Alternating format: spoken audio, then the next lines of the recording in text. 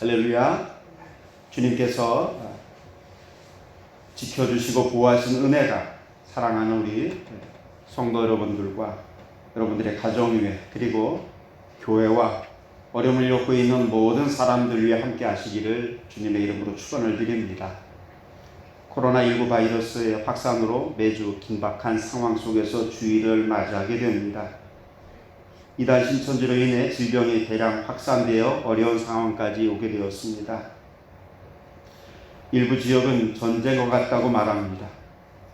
참으로 어려운 모습을 영상으로 대할 때마다 마음이 아픕니다. 우리는 이런 상황 속에서 다시 한번 겸손한 모습을 하나님 앞에서 가져야 될 줄 믿습니다. 바이러스 공격 앞에, 눈에 보이지도 않는 이 바이러스의 공격 앞에 우리가 할 것이 별로 없구나라는 생각이 듭니다. 그저 무엇을 해야 될까 생각하면서 위기의식만 더 갖게 됩니다.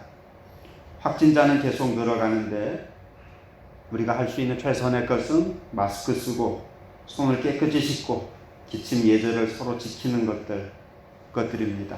근데 마스크도, 우리를 보호해야 되는 마스크도 부족한 상황이어서 제가 보니까 차를 타고 이 약국 저 약국을 들리시는 분들을 많이 보게 됩니다. 참으로 그러면서 우리가 내 자신의 능력으로 무엇을 어떻게 지킬 수 있을까? 나 자신이나 지킬 수 있을까? 사랑하는 가족들, 사랑하는 주변 사람들을 우리가 과연 지킬 능력이 있나? 그저 조심하는 수밖에 없겠구나라는 생각을 거듭거듭 하게 됩니다. 한길의 사랑하는 성도 여러분, 우리가 질병의 확산을 막기 위해서 되도록이면 모이지 않고 되도록이면 만나지 아니하는 사회적 거리두기 운동에 우리가 참여하고 있습니다. 그러나 육신의 거리는 멀다 할지라도 마음의 거리는 멀어지지 않도록 우리가 힘써야 될 줄 믿습니다. 구역 식구들, 기관 식구들끼리 서로 안부를 묻고, 그리고 여러분의 가족들, 주변에 있는 사람들에게 안부를 묻고 소망을 주고 격려할 수 있는, 주님 믿는 사람의 사랑을 잃어버리지 않도록 하시기를 바랍니다. 우리 안이, 우리 속이, 우리 중심이 건강해야 합니다. 그러기 위해서는 이미 우리가 받은 사랑을 더 활성화시켜서 나타내는 것이, 그리스도의 빛으로, 그리스도의 향기로 나타내는 것이 우리가 가져야 될 모습이라고 믿습니다. 그리고 혼자 있는 시간이 점점 많아지고 있는데 그럴수록 주님을 가까이 할 수 있는 귀한 기회로 삼으셨으면 좋겠습니다. 지금은 주님의 고난을 생각하는 사순절 기간입니다.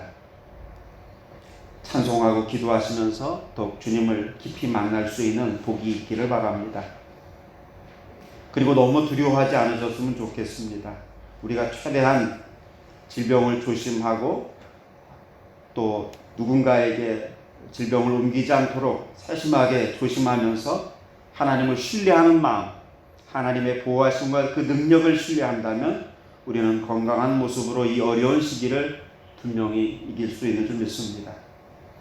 밤의 달과 낮의 해가 우리를 상하지 않도록 보호하시는 하나님의 사랑의 손길이 우리 가운데 있음을 확신합니다. 위기의 순간에 하나님을 의지하는 복된 믿음이 더 두드러지게 나타나서 여러분의 삶 속에 하나님의 함께 하심을 경험하는 그런 놀라운 역사가 있기를 바랍니다. 요한복음 18장에 보면은 위기 순간에 예수님을 모른다고 배반한 베드로의 모습이 있습니다. 예수님께서 겟세마네 동산에서 참으로 땀 흘려 기도하실 때에 유대인들이 와서 예수를 결박하여 잡아갑니다. 제사장 집에 잡아갔을 때에 베드로가 그 뒤를 따라서 갔습니다. 근데 그 집 여종이 너도 이 사람 예수의 제자지? 라고 물을 때에 아니라고 부인을 합니다. 불을 쬐고 있는 베드로에게 다시금 사람들이 묻습니다. 너도 그 제자 중에 하나가 아니냐?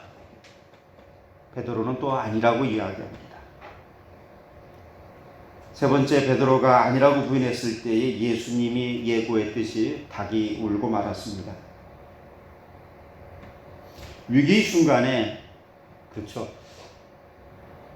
순간 어떻게 해야 될지 생각했을 거라고 생각합니다. 자신이 말한 게 있는데 나는 절대 예수님 배신 안 합니다. 내가 죽더라도 이런 말까지 했는데 베드로는 위기의 순간에 예수님을 모른다고 말합니다. 많은 사람들이 위기의 순간에 죄를 범하게 됩니다. 그래서 예수님께서 깨어서 기도해야 돼. 겟세마네 동산에서 그렇게 제자들을 깨우셔 기도하게 만드셨던 이유를 다시 한번 생각하게 됩니다. 주님처럼 위협의 순간에, 위기의 순간에 더 간절히 기도하셨던 그 깨어있는 기도의 모습을 우리는 생각해야 될 줄 믿습니다.